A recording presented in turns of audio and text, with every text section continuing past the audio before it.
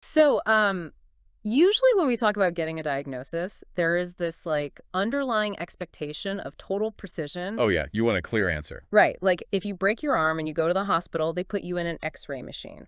And the image comes back immediately. Exactly.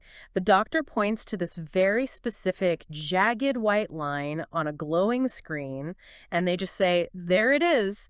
That is the fracture. It's entirely binary, right? It's either broken or it's not broken. Right. You can literally see the mechanics of the failure right there in high contrast. Right. And it's comforting. We naturally like things to be visible. We want them categorized, neatly boxed up. Naturally. But, and okay, let's unpack this. Beneath our feet, the X-ray machine is fundamentally broken. It doesn't exist. It doesn't. Imagine you were trying to find a delicate, fragile vein of gold. Or maybe you're looking for a critical fault line. Which could be buried a mile deep in the earth. A literal mile. And you don't get an X-ray. Your only tool for figuring out what is actually down there is this massive screaming diesel engine attached to a steel pipe. Which is terrifying when you think about how fragile the rocks can be. Completely, because that engine can turn that priceless vein of gold into useless, unreadable dust in a matter of seconds. Literally, if you push a single lever just a millimeter too far. So you are operating completely blind. You're relying entirely on heavy industrial machinery to do the delicate work of a surgeon's scalpel. And that tension, right, that desperate need to look beneath the surface without a perfect, clear-cut X-ray. That is exactly what we are getting into today. It is a wild world to look into. It really is. We are exploring a fascinating, highly specialized source today. It's a training module on something called core recovery for diamond drilling. Yeah, Module 12, I believe. Right. And for you listening, whether you are a mechanical engineer or a geology buff or honestly just someone who is insanely curious about how we discover what makes up the ground we walk on this deep dive, is going to fundamentally change your perspective. Because these drill operators, they aren't just out there mindlessly punching holes in the dirt. No, they are painstakingly retrieving the Earth's memory. That's a great way to put it.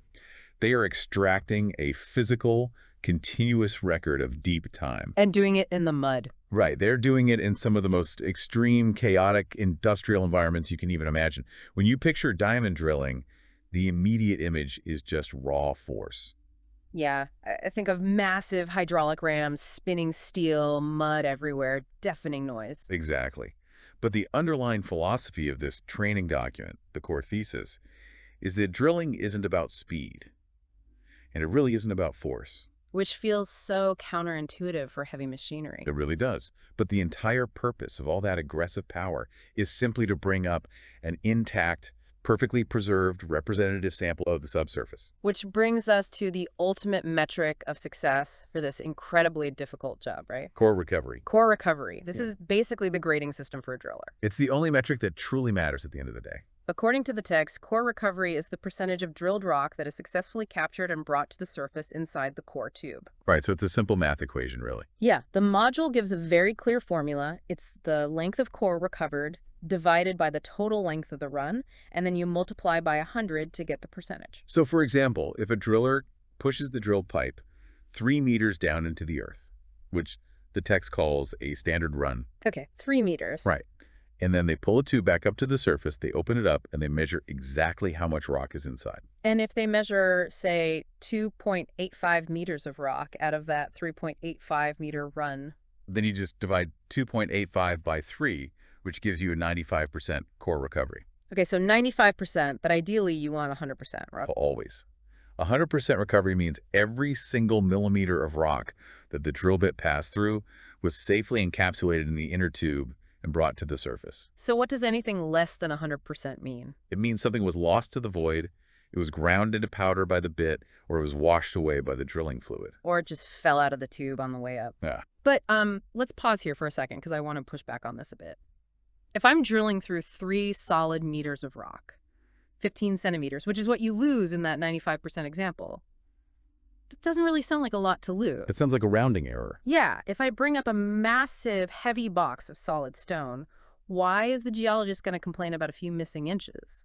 Well, because those missing inches might be the entire reason you are spending $1 million to drill the hole in the first place. Wait, really? Just those few inches? Yes. Diamond drilling only exists to produce geological information.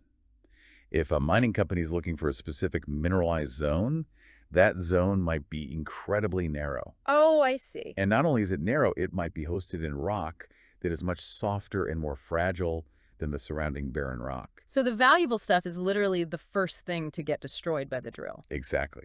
The softest rock is the most vulnerable to the aggressive forces of the bit. If you lose 15 centimeters of core, you haven't just lost random average rock. You've lost the prize. You have very likely lost the exact fragile structure you were searching for. Good recovery allows geologists to do everything. They identify rock types, they measure the exact angle of structural features. To figure out the chemical alteration. Right, and they use all of that to build reliable 3D models of the subsurface. A piece of missing core is a blind spot. It is quite literally a missing page in a very expensive one-of-a-kind book. Okay, that makes sense. Now, the source makes a really sharp distinction here between core recovery and something else called RQD. Rock quality designation. Right, RQD. And this is vital because they sound similar, but they measure entirely different realities of what is happening underground. Yeah, you can't mix them up. So core recovery measures how much rock made it into the box, period. Like every tiny splinter, every piece of gravel. If it came out of the hole, it counts toward the percentage. The RQD is different. It only measures the sound, perfectly intact pieces of rock that are longer than 10 centimeters. Right, so RQD is an indicator of the structural integrity of the rock mass itself, as it naturally sits in the earth. Why does that matter so much? It tells the engineers how fractured or unstable the ground is, Right. which is critical if they're, planning to build a tunnel or sink a mine shaft there later.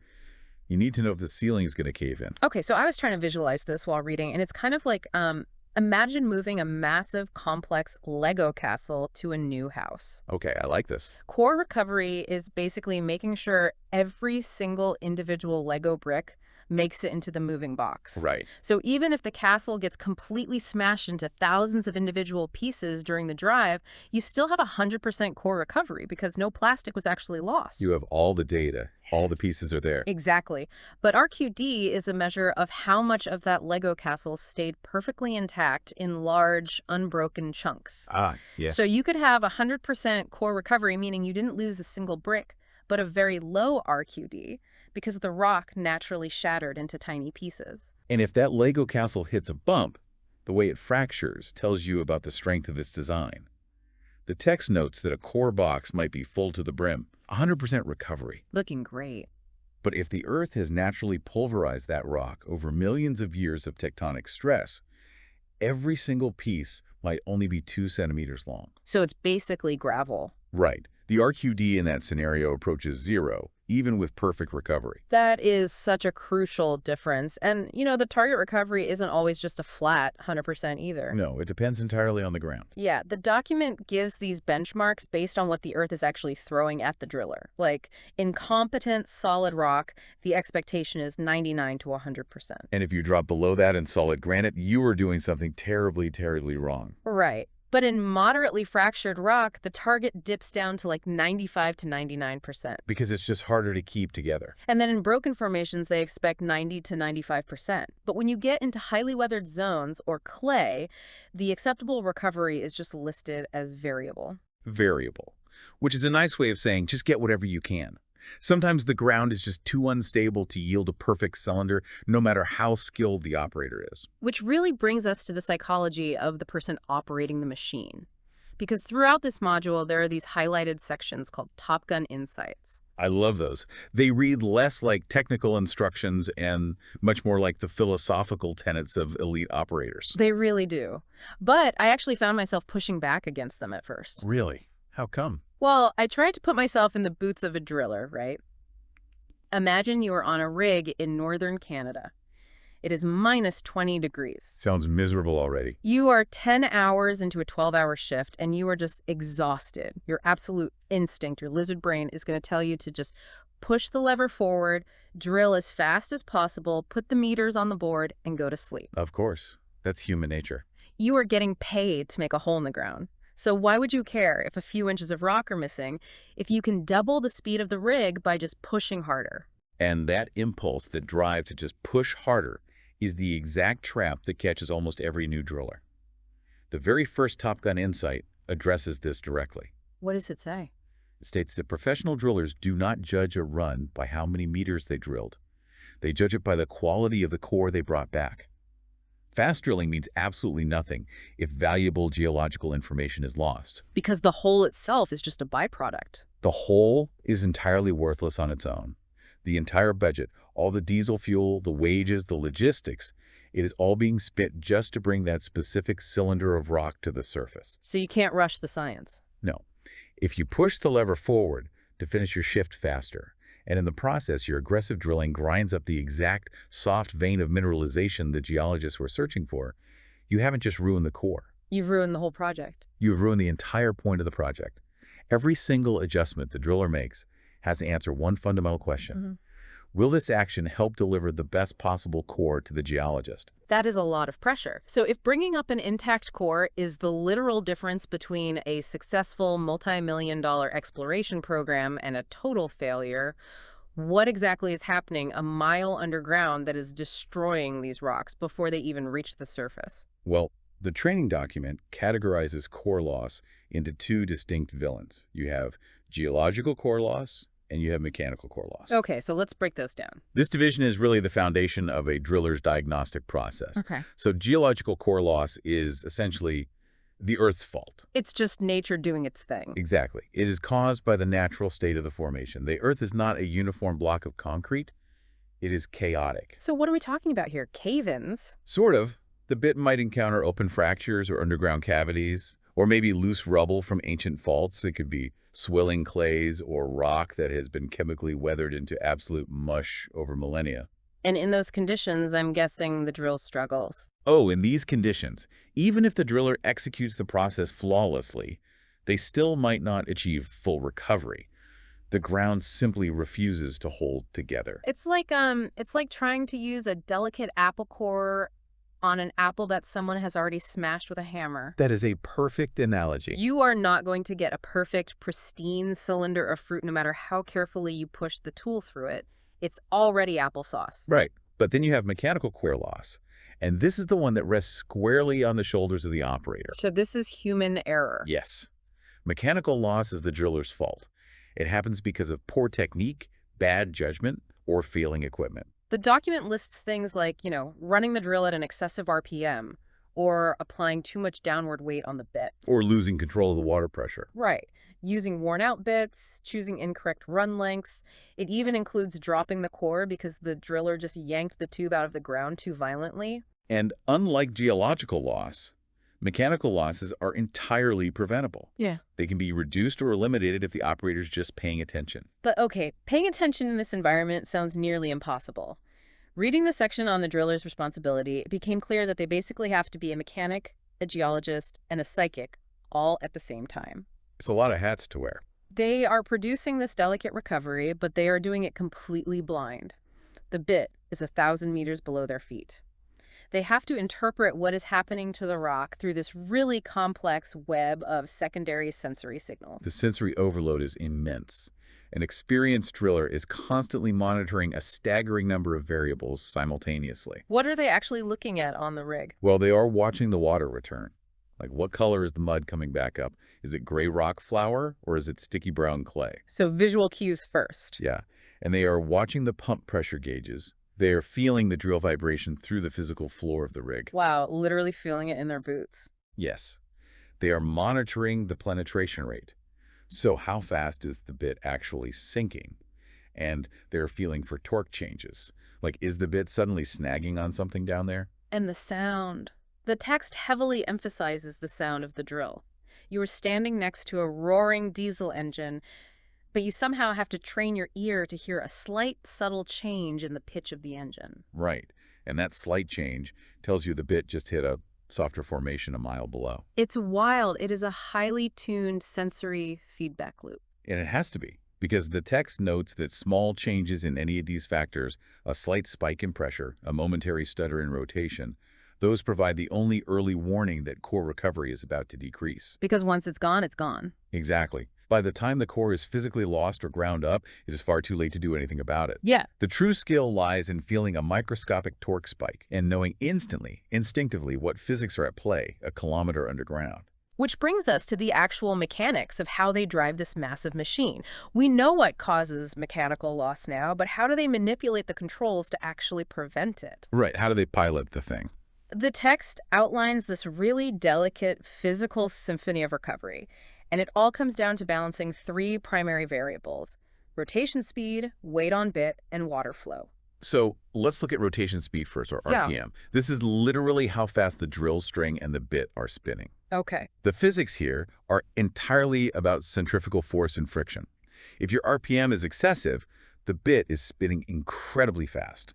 In solid rock, that might be completely fine. It just cuts right through. Right, but the moment you hit fractured rock, that high speed becomes incredibly destructive. The loose pieces of rock inside the inner tube will literally be spun around, grinding against each other and against the steel walls. Just turning your priceless geological sample into useless powder. Exact. Then you have weight on bit, or WOB. This is the feed pressure, like the actual downward force pushing the drill into the earth. Right. To visualize this, imagine holding a single strand of raw spaghetti. Okay, raw spaghetti. You're holding it from the top of the Empire State Building, and you are trying to delicately tap a coin on the sidewalk, way down below. That sounds impossible. It is. You have to push down just hard enough to make contact, but if you push even a fraction too hard, the entire strand of spaghetti flexes and snaps. And the drill string is like the spaghetti. Yes, it's made of steel, obviously, but over 1,000 meters long, it behaves exactly like that spaghetti. If you apply too much downward feed pressure, the raw weight will crush and snap a weak core before it even has a chance to slide into the protective inner tube. You literally crush the history you're trying to preserve before it even gets into the tube. Exactly. And then there is the third variable, which honestly fascinated me the most: the water. Water is the absolute lifeblood of diamond drilling. The thermodynamics involved are just extreme Because of the heat. because of the friction. You have a steel bit impregnated with industrial diamonds, spinning at hundreds of RPM against solid granite. It generates an unbelievable amount of friction. So it get hot fast. If you don't pump water down the center of the drill string to cool that bit, it will succumb to the heat almost instantly. The diamonds will fail, the steel will physically melt, and the bit will fuse into a solid, useless block of metal at the bottom of the hole. Just welded to the rock. Yes, it's called burning a bit. And it destroys thousands of dollars of equipment in seconds. But the water isn't just for cooling, right? Doesn't it also clear the path? Exactly. As the bit grinds the rock, it creates cuttings, this microscopic rock flour. Dust, basically. Wet dust. If those cuttings aren't constantly flushed away by the water, they pack around the bit. They get reground by the diamonds into this thick paste, which increases friction even more, which spikes the heat, leading to a catastrophic failure. So you need constant water flow. But here is the Goldilocks problem they talk about. If your water pressure is too high, the water exiting the bit acts like an industrial pressure washer. Right. So if you are drilling through a soft, delicate formation, like a fault zone full of loose sand and clay, that high-pressure water will literally erode and wash the formation away before the bit even cuts it. It blasts it into oblivion. You pull the tube to the surface, and it's completely empty. It's just washed clean. But then on the flip side, if you lower the water pressure too much to protect the core, you don't flush the cuttings, the bit plugs up, and you burn it anyway. You have to find the perfect equilibrium between cooling the bit and protecting the rock. And you have to adjust that equilibrium every single time the rock changes density, which can happen meter by meter. It's a terrifying balancing act. It honestly made me think of like trying to drive a manual transmission car on a sheet of black ice while carrying a giant wedding cake in the back seat. That is painfully accurate. You have to feel the resistance, you constantly adjust, but if you overcorrect even slightly, you crash and the cake is ruined. And another major tool they have to protect that cake is incredibly simple, but it drastically impacts the efficiency of the rig, and that is adjusting the run length. Okay, right, the run length. The run length is simply how deep you drill before stopping to pull the core tube to the surface to empty it. So how long is a normal run? Well, in solid, competent granite, a driller might do a full run. So say 3 or 6 meters, depending on the equipment. The rock is strong enough to survive the journey, so you just keep going. But when you enter broken or weak formations, the text advises shortening the runs drastically.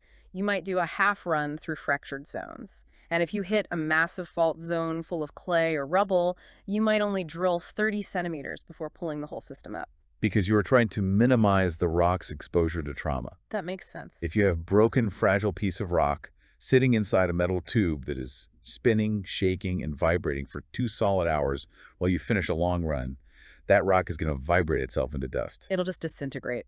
Right. But if you stop the drill and pull it up after 20 minutes, the rock survives. The module makes it very clear. Shorter runs absolutely destroy your daily production metrics. They slow the whole operation down to a crawl, but they drastically increase overall recovery and produce much better geological data. And this leads to another of those incredible Top Gun insights. The best drillers don't react to poor recovery, they prevent it. They view every single run as a direct conversation between themselves and the ground. They don't wait for the core to come up ruined. They anticipate it. Exactly. They feel the sudden increase in penetration speed, which tells them the rock just got softer. They see the mud return thicken, which tells them they just hit clay. And they immediately adjust the RPM, back off the weight, and check the water pressure before the core is damaged. But, getting it right in solid rock is one thing. What happens when the rock you are trying to drill is already shattered to pieces before the bit even touches it? That is where the nightmare really begins. The module goes into deep, granular detail on dealing with broken ground, soft formations, and clay. And this is where the true artistic expertise of a driller is tested. The text emphasizes that a driller must develop an eye to distinguish between natural geological fractures and mechanical breaks caused by their own drill. This is vital forensic work right here. Natural breaks are a feature of the Earth. They existed for millions of years before the drill rig even arrived on site. Right. Because they're incredibly old, the surfaces of those fractures have been exposed to the Earth's internal processes. They are often heavily weathered. So they look different. Yes. You might see mineral coatings on the broken faces, or oxidation, basically rust, where groundwater has slowly flowed through that microscopic crack over millennia. The fracture patterns are organic and irregular, and if you gently place the broken pieces back together, they lock in naturally. But wait, if I'm looking at a tray of rubble, a cracked rock is a cracked rock. How does a mechanical break look different to the driller? Like, what are they actually looking for? A mechanical break is violent, and it is fresh. It just happened 10 minutes ago because the drill string twisted the rock too hard, or the vibration shattered it. So it looks brand new. Exactly. Because it is brand new, the fracture surfaces are completely unweathered. They look raw. The edges are sharp, clean, and angular. And crucially, because the mechanical break happened inside a vibrating steel tube, you will often see ground or crushed ends. Oh, from them rubbing together. Yes, or you'll find fresh, powdered rock dust wedged between the pieces where they violently rubbed against each other during the run. Okay, so when a driller realizes they are in a zone of natural rubble, heavily broken ground, where the earth is basically just loose fragments, how do they capture that without turning it into a gravel smoothie? It requires immense discipline. Loose fragments love to rotate inside the core barrel. If the rock is spinning with the barrel, instead of sliding smoothly up into it, it grinds everything else. Like a blender. Yes. To counter this, the driller must drastically reduce the feed pressure. You cannot force the bit into loose rock. You have to let it slowly chew its way through. So you back way off. They must drop the RPM to a crawl, so they aren't turning the barrel into a blender. And as we discussed, they pull the tube up frequently. The warning signs for rubble ground are so visceral, the text mentions intermittent bit chatter. Oh yeah, you don't want to feel that. You can almost feel that just reading it. The spinning bit suddenly catching and snagging on loose chunks of rock, causing rapid, violent torque spikes on the gauges. And if rubble is difficult, soft formations present an entirely different physical challenge. We are talking about decomposed rock, weak shales, or fault gouge, which is rock that has been ground into a soft paste by tectonic plates grinding against each other. So it's basically mud. Right. The core here literally cannot support its own weight. If you push it into a standard steel tube, the friction against the steel walls will smear it, compress it, or just wash it away entirely. To fix this, the text details a mechanical solution: the triple tube barrel. Right, so the standard setup is a double tube. You have the outer tube, which spins and holds the drill bit, and an inner tube on bearings that stays stationary to protect the core. Okay, that makes sense. But in a triple tube system, they add a third component, a split metal liner that slides inside the inner tube. It encapsulates the core the exact second it is cut. Exactly. The fragile rock slides directly into this protective split liner.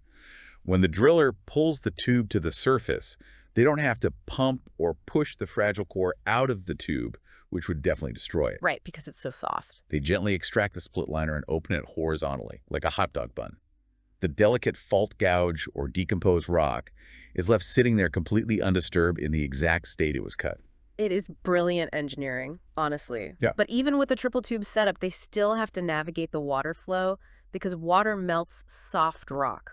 It really does. Which brings us to the absolute nightmare scenario mentioned in the text. The final boss of diamond drilling. Clay. Clay. Clay is the absolute nemesis of anyone working underground. Which to a layman seems totally counterintuitive. I mean, it's just soft mud. Shouldn't a heavy, diamond-studded industrial drill just slice right through it like butter? It would if clay behaved like rock. But clay behaves dynamically when it interacts with water and mechanical pressure. Dynamically how? It doesn't chip or cut. It smears. It acts like a highly viscous, sticky glue. And more importantly, certain types of clay, like smectites, are incredibly hydrophilic. They act like dense chemical sponges. Which introduces a massive paradox that I honestly couldn't get past while reading, and here's where it gets really interesting. Let's hear it. The text explicitly states that water washes away soft formations and that certain clays actively absorb the drilling water, swell up to multiple times their original volume, and completely plug the drilling system. Yep, that's exactly what happened. So why use water at all? Ah. If the water is the catalyst for the clay expanding and ruining everything, why not just turn the water pump off and drill it dry? It is a totally illogical question, and it is exactly what your instinct screams at you to do when the clay starts swelling. Just turn the water off. Right. But if we go back to the physics of friction we discussed earlier, without water, you have zero cooling. Even in soft clay, the friction of the steel tube rotating at high speed will generate immense heat. Even in soft clay. Even in clay. But, more critically, the clay cuttings have to go somewhere.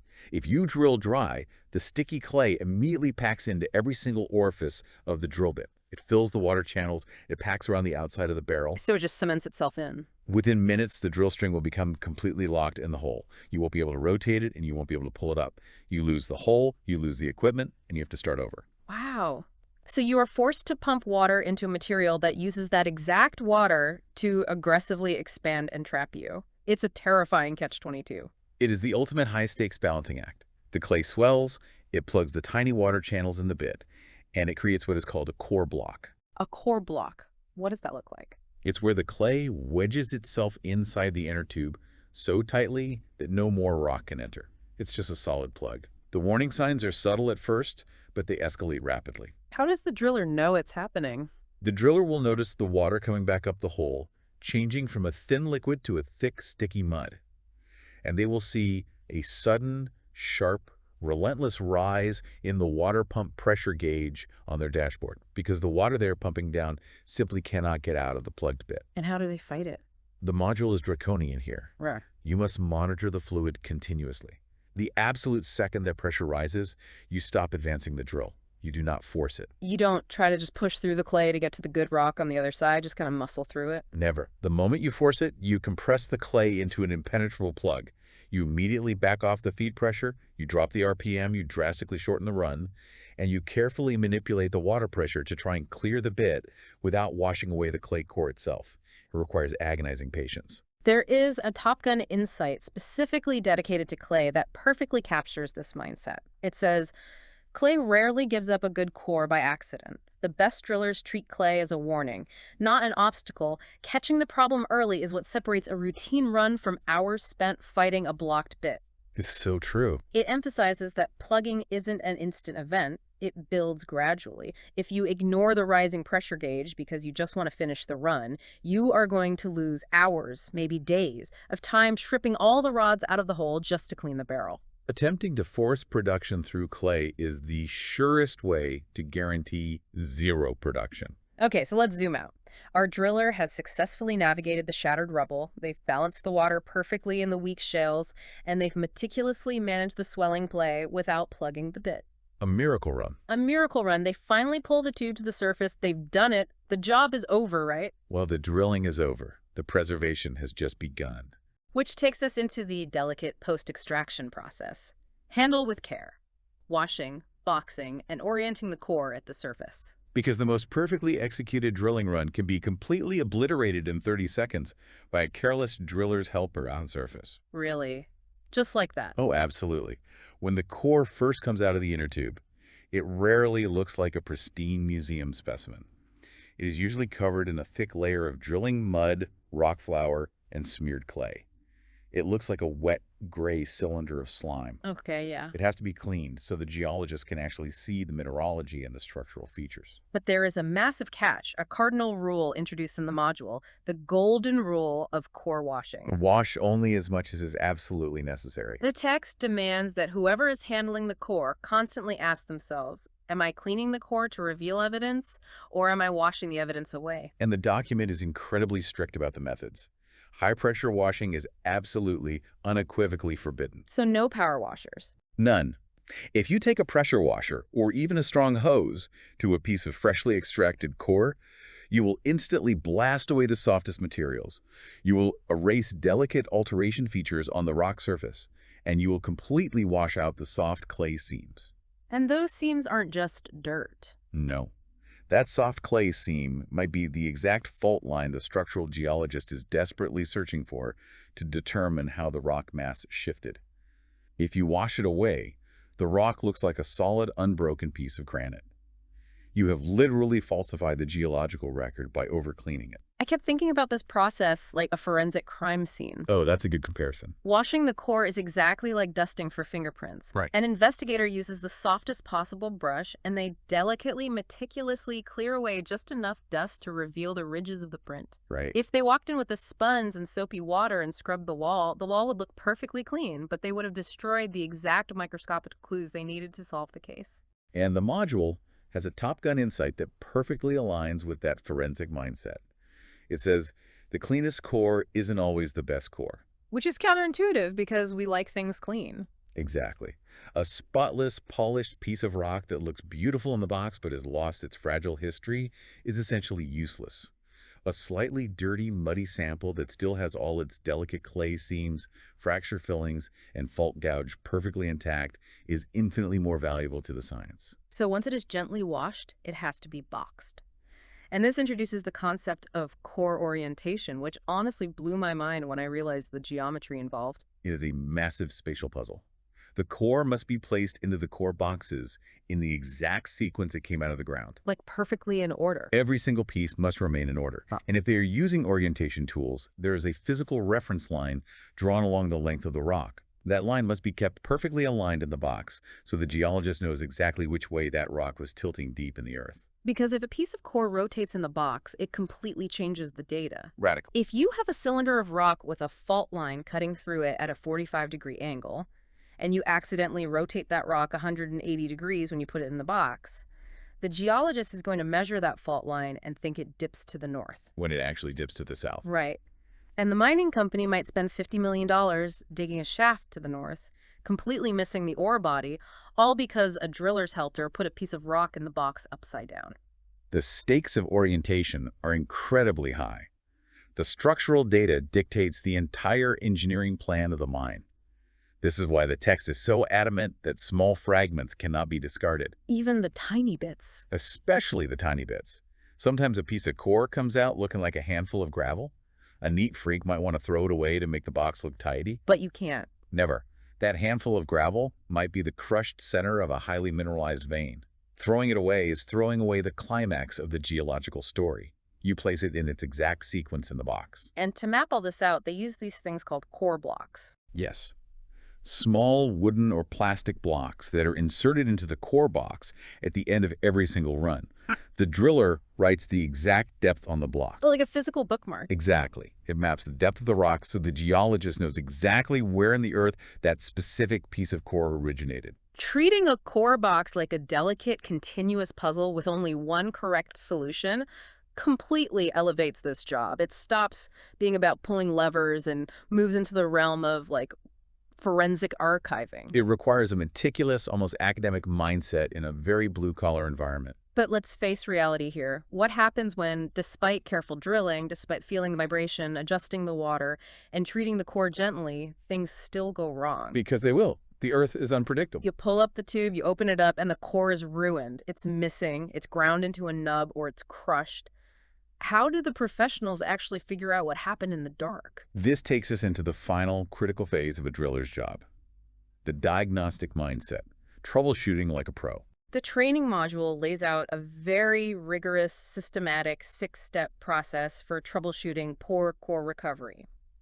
And honestly, reading through these 6 steps, I realized this isn't just about drilling. This is a universal troubleshooting framework. Oh, 100%. You could apply this exact logic to fixing a crashed IT network, diagnosing a failing car engine, or investigating an aviation disaster. If we connect this to the bigger picture, it is just the scientific method applied to industrial chaos. So step one is simple. Examine the recovered core. Right, look at the evidence. The symptoms of the failure are written in the rock itself. You look closely. Is it mechanically broken with sharp edges? Is it polished and smooth from grinding? Are there swelling clay seams that you missed? Step 2, evaluate the ground conditions. Right. Ask yourself, did the geology suddenly change? Did we just transition from hard granite into a shattered fault zone? If the earth is responsible for the change, you need to change your technique, not your equipment. Step 3, check the operating parameters. Am I drilling too aggressively? Did I let the RPM creep up too high? Am I pushing too hard on the feed pressure? Small, disciplined adjustments to how you are driving the machine often fix the issue immediately. Step 4, inspect the equipment. If your technique is perfect, look at the hardware. Look at the bit. Look at the core lifter, which is the small spring that holds the core in the tube. Look at the inner tube itself. Is there excessive wear? A worn-out core lifter will drop the core back down the hole every single time, no matter how perfectly you drilled it. Step 5, verify circulation. Check the water. Is it flowing properly, cooling the bit and flushing the cuttings? Or is the pressure spiking, indicating a plug? And finally, step 6, consider run length. When all else fails, and the ground is just incredibly difficult, the easiest and most reliable fix is simply to shorten the run. Get the rock out of the danger zone faster. The text provides a troubleshooting table that puts this into incredibly practical terms. It removes the guesswork. For example, if you open the tube and the symptom is missing core, the table tells you the likely cause is drilling through faults or using overly aggressive feed pressure.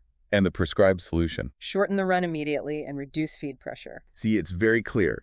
If the symptom you observe is ground or polished core, the rock is telling you that the core is spinning inside the tube and grinding against the bit. So what's the solution there? The solution is immediate. Yeah. Pull the tube up right now to save what's left, reduce your RPM on the next run, and drastically shorten the runs. And if you see crushed core with sharp mechanical fractures, it almost always means you applied excessive downward weight on the bit. Right. The solution: back off the feed pressure and let the bit cut smoothly. It turns a frustrating, emotional problem into a logical checklist. But there's one absolute ironclad rule the module emphasizes above all else in this troubleshooting section, and it is brilliant. Think before you change everything. This is so important. The text notes that the most common catastrophic mistake inexperienced drillers make when recovery drops is panicking and changing multiple variables at the exact same time. Oh, I've seen it happen. They see poor recovery, so on the next run, they increase the water flow, reduce the RPM, put on a brand new diamond bit, and shorten the run length all simultaneously. And the problem with that panic response is that if recovery suddenly improves on that next run, you have absolutely no idea which of those 4 massive changes actually solve the problem. You learn nothing. You haven't learned anything about the rock. You just threw everything at the wall. To troubleshoot effectively, you must isolate the variable. You make one single adjustment, you observe the result, then you make another. I relate to this so much in everyday life. It's exactly like trying to fix a bad Wi-Fi connection at your house. Oh, absolutely. Your internet drops out, so you panic. You unplug the router, you wait 30 seconds and plug it back in.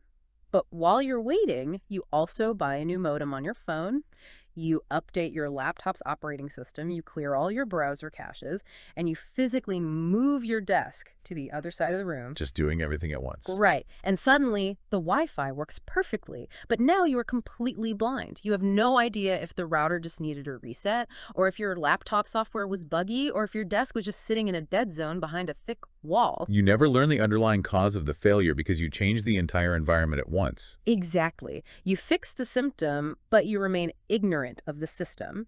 And the final Top Gun insight in the module speaks directly to this psychology. It says, the best troubleshooters don't panic when recovery drops, they become curious. I love that phrasing. It's so good. They don't get angry at the machine. They get curious about the earth. They treat the drill sounds, the vibrations in the floorboards, and the changing pressure gauges as clues in a mystery. An amateur operator reacts emotionally to problems, but a professional driller solves them with a disciplined process. It's a profound manifesto on patience, observation, and discipline. This entire document, which on the surface is a dry training manual about operating heavy, dirty industrial machinery, is actually a masterclass in respecting the natural world and learning how to listen to it. To synthesize the overarching theme of this source material, achieving high-quality core recovery is not about conquering the Earth. No, not at all. It is a continuous, highly sensitive conversation between the human operator, the machine, and the geology. It demands prioritizing quality and preservation over speed and production every single time. It demands prevention over correction. And it requires careful, quiet listening over aggressive, blinding force. So why should you care about this? Why did we spend all this time diving into the microscopic weeds of diamond drilling, water pressure, and clay? Good question. Because the next time you drive past a construction site or see a massive open pit mine or read an article about a new geological survey finding critical minerals for the future, you will know what is actually happening behind the scenes. You won't just see the noise. Exactly. You will know that somewhere in all that noisy, diesel-soaked, chaotic industrial machinery, there is a professional standing quietly at a control panel. They are carefully feeling the microscopic vibration in the steel beneath their hands. Perfectly balancing the water pressure and the rotation speed, fighting against the swelling clay and the shattering rock, all just to bring up a pristine, fragile cylinder of history from deep in the dark. It completely reframes how you view the invisible infrastructure of our world and the immense human skill required to build it. It really does. Yeah. And I want to leave you with one final thought to mull over, something that builds on everything we've unpacked today. Okay. We have talked entirely about the human skill required to read the Earth's signals through the machine. The intuition, the feel, the sound, the curiosity. But as automation, robotics, and AI begin to take over more and more of these heavy industries, it raises a massive question. Can a computer algorithm, no matter how advanced, ever truly feel the subtle, chaotic vibration of a natural fracture interacting with a steel pipe a mile underground? That is the million-dollar question. Will an AI ever know exactly when to intuitively ease off the pressure to save a crumbling wet piece of clay, or will it just follow the math until the rock is destroyed? Or is this delicate conversation with the ground an art form that only a human mind and human hands can truly master? That is a very compelling question, and one that the industry is going to have to answer very soon. Something to think about next time you step outside and look at the ground beneath your feet. Thank you for joining us on this deep dive. Keep asking questions and keep digging beneath the surface.